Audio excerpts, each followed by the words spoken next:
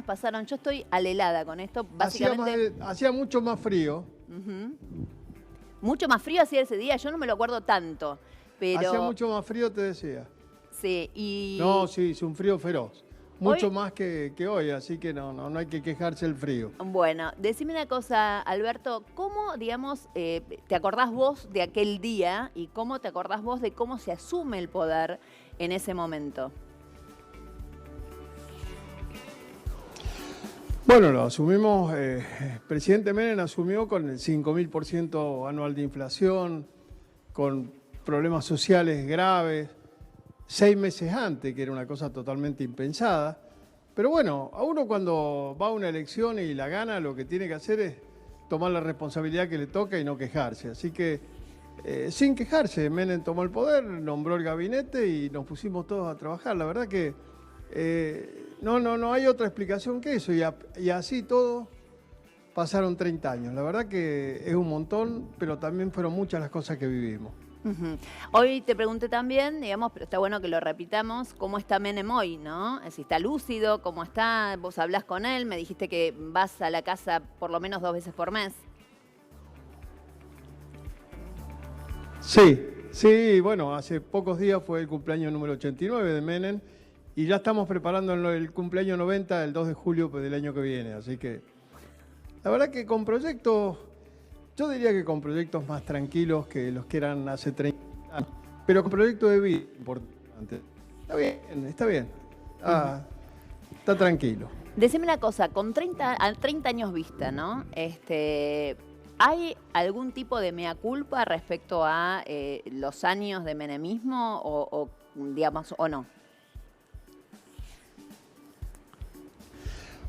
No, mira, yo te diría que uno hace un balance y cuando el balance es favorable creo que el gobierno es a favor. Si vos te ponés a pensar, cuando nosotros asumimos, todos los medios de comunicación estaban en manos del Estado, con lo cual había listas negras, uno trabajaba y otro no.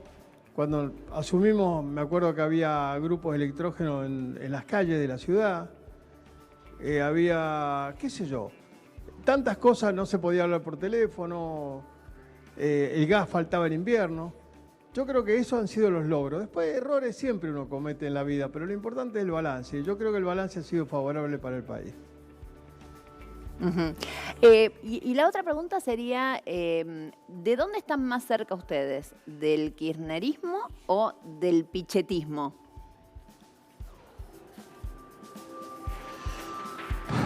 Mira, Nancy, es una buena pregunta, pero te diré que para los que creemos en un justicialismo que tiene que seguir adelante, que tiene que avanzar, creo que necesitamos elecciones internas. Mientras no haya elecciones internas, te diría que hay muchos peronistas y no hay peronismo. Así que, nada, seguimos tratando de convencer a todos de que hay que trabajar por el país, que las cosas van a mejorar. Creo que esa es la obligación que tenemos los que, en definitiva, ya tenemos muchos años y hemos pasado años también en el gobierno. Así que no es estar más cerca de uno o de otro. Nosotros estamos acá, estamos en la Argentina, bueno, hay que pelear para que le vaya bien a la Argentina.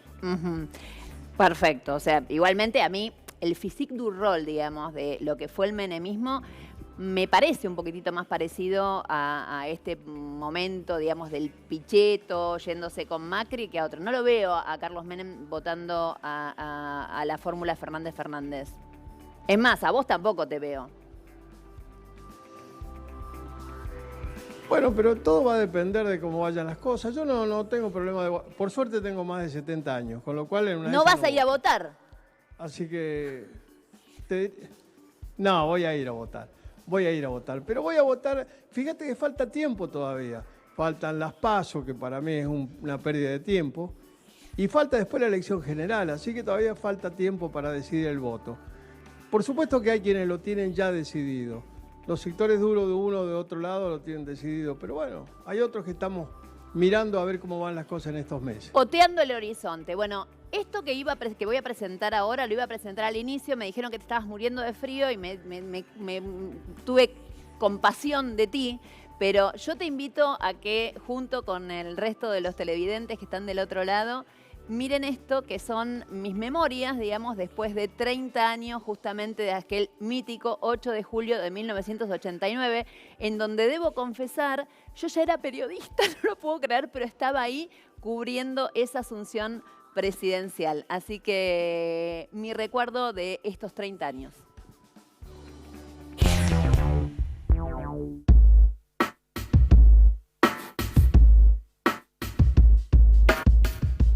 Hace 30 años arrancaban los 90 en Argentina.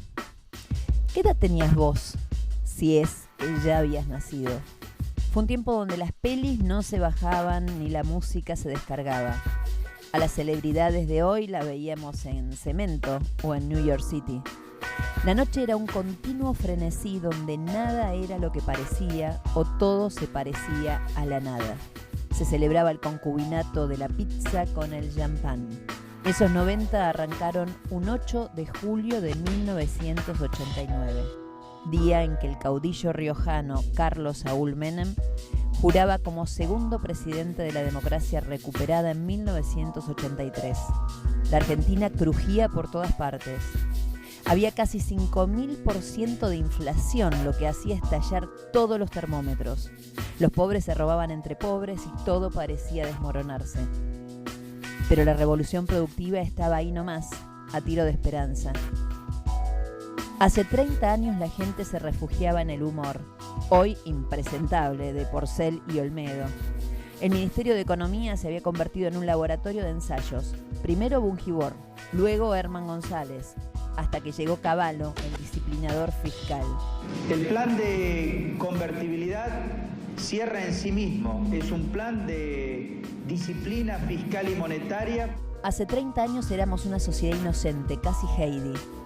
Alfonsín había sido como el abuelo de los Alpes, hasta que el cuento se rompió en 1000 pedazos. Vino Menem y nos contó otra historia, la de los ganadores donde todos podían ser yuppies. Eran las noches en que los corazones de miles y miles explotaban con "no me arrepiento de este amor", hasta que el primero de los 2 golpazos descerrajados a la almita de los argentinos nos dejó hablando pavadas. Habían volado la embajada de Israel.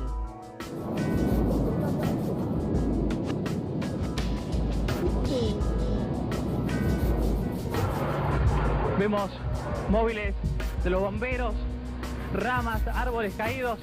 Evidentemente es una explosión de grandes dimensiones y ya lo pueden ver. Pero el show debía continuar y así se hizo. Menem entonces tomó la batuta y, como si estuviese dentro de un reality, nos regaló momentos que, en otro contexto, hasta serían deliciosos. Carlos Menem, el llevador de la selección, se ha colocado como ayuda, como ven ustedes allí cortijo. Ya lo vieron a Magic jugando con Menem. Menem fue pasador, se acuerda de su tiempo. Ahí lo tienen, va a tirar, ¿no? Amor, pero no lo hizo. Cancha sonreía, dice, va a tirar. Hace 30 años en Argentina no había ley de matrimonio igualitario y los porteños no podían votar a su jefe de gobierno.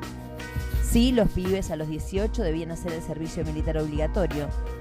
Fueron logros de una sociedad que se fue haciendo adulta a medida de que fue dudando de todo y de todos, tanto de los caudillos con patillas como de los abuelos de los Alpes. Por eso es que tal vez entremos, de una vez por todas, a la era de la madurez y celebremos con risas, porque ya lloramos, ocurrencias como esta. En todos los gobiernos, salvo el mío, hubo corrupción. Bueno, ahí estaba, este paso de 30 años desde aquel mítico 8 de julio. ¿Lo pudiste ver, Alberto? Sí. Coan. Sí, sí, lo escuché. Escuché que los porteños no podían... Sí, estoy hablando... No sé si me escuchás. Sí. Escuché que los porteños no podían elegir su jefe de gobierno. de gobierno, es verdad. Tampoco los porteños tenían... Tampoco tenían los porteños Puerto Madero, no tenían la Ruta 2, no tenían el Puente Rosario Victoria, no tenían muchas cosas que, más allá de lo divertido o no, se hicieron en ese gobierno. Así que yo creo que, vuelvo a insistir, que las cosas que han quedado, los puertos que se hicieron, Nadie puede pensar de que hoy la Argentina produce 150 millones de toneladas de grano porque llueve mucho. También se hicieron los puertos, el polo petroquímico de Bahía Blanca, se introdujo la siembra directa, muchas cosas. Yo la verdad que, por supuesto que voy a aceptar errores, pero también vuelvo a insistir en el balance que ha sido absolutamente a favor. Queda absolutamente claro. Y nada, la verdad que a esta altura ya todo esto está pasando a la historia. Espero poder darme el lujo de reportear a Carlos Menem antes de sus 90 o para los 90, porque la verdad que la última vez que le hice un reportaje, te lo confieso, fue el 9 de julio de 1989, es decir, hace 30 años. Mañana cumple 30 años ese primero y último reportaje. Fíjate vos. Mirá vos. Mirá que con 10 años ya le estabas haciendo reportaje a Menem. ¡Qué divino! Chau, me quedo con esa frase. Muchas gracias. Nos vemos. Saludos a la familia. Chao, un beso grande. Gracias. Cariño. Chau, ahí estamos. Les quiero contar algo porque creo que vale la pena y en realidad era parte, digamos, de la idea de esta noche. Cuando caí en la cuenta que habían pasado 30 años desde 1989, me di cuenta que claramente yo hace 30 años que ejerzo el periodismo, 31, 32, no tengo fecha exacta, nunca me gustan los aniversarios. Pero a mí esta profesión me dio, entre otras cosas, mi primer viaje en avión. Mi primer viaje en avión, yo nací en Villa Soldati, en una familia bastante pobre, laburante, y la verdad que en casa nadie había viajado nunca en avión. Y por primera vez, en 1988, cuando todavía Carlos Menem no era presidente, sino simplemente candidato, en el diario en donde estaba trabajando, me eligen y me mandan de golpe, de sopetón, de un momento a otro, a cubrir el primer acto en el sur de Mendoza. Yo subo al avión y un compañero del diario, Juan Salinas, que fue casi uno de mis mentores, me dice, ni bien llegues al aeropuerto, cuando bajes te va a estar esperando un amigo mío, que él te va a llevar en su coche hasta el acto en el sur, porque son como 150 o 200 kilómetros de la ciudad. Cuando llego, descompuestísima, chicos, acuérdense, yo tendría 19, 20 años, y era mi primer viaje en avión sola para ir a trabajar. Era fuertísimo todo lo que me estaba pasando, y cuando llego, un señor que pesaba fácil 120 kilos, 130, y que se llamaba José Luis Manzano, me estaba esperando. Con él viajamos hasta el sur y ahí empecé a cubrir esa campaña presidencial. Alberto Coan, de alguna manera, el que autorizaba qué periodista subía y qué bajaba. Yo estaba en un diario muy chiquito, se llamaba Sur, financiado por el PC en esa época. Y bueno, esos fueron mis primeros momentos. Subí, bajé del Menemóvil 80.000 veces, porque obviamente con mi característica habitual de ser políticamente incorrecta, más de una vez contaba cosas que claramente no le gustaba demasiado a nadie, pero el menemismo fue terrible en ese sentido. Eran realmente carnales desde todo punto de vista, carnales en el sentido de que contaban absolutamente todo, no tenían filtro.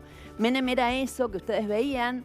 Era el mismo que de golpe empezaba con un ministro de Economía y le entregaba de alguna manera a los Bungibor su primera gestión económica y después iba cambiando, trajo a Hernán González, que era su ministro desde La Rioja, y terminó obviamente en Domingo Cavallo. Una década en la cual claramente la sociedad argentina se volvió claramente individualista. Hay que decirlo con todas las letras. Yo no puedo quejarme de esa década en términos absolutamente personales, pero también fue una década en donde mientras se construía Puerto Madero, tirábamos abajo de la alfombra y barríamos un montón de pobres.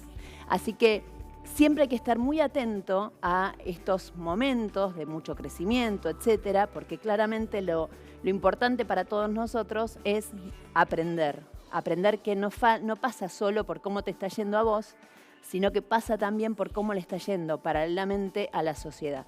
Todos sabemos después cómo siguió la historia. Hoy estamos esperando, digamos, el próximo parte médico, porque ustedes saben que de la Rúa está realmente muy, muy grave. Esto es lo que dicen los informes médicos. Y bueno, pasará mucho más tiempo para poder hacer una lectura quizás un poco más profunda de todo este proceso político que claramente durante mucho tiempo nosotros fuimos también protagonistas. Pero bueno, nada, no podía dejar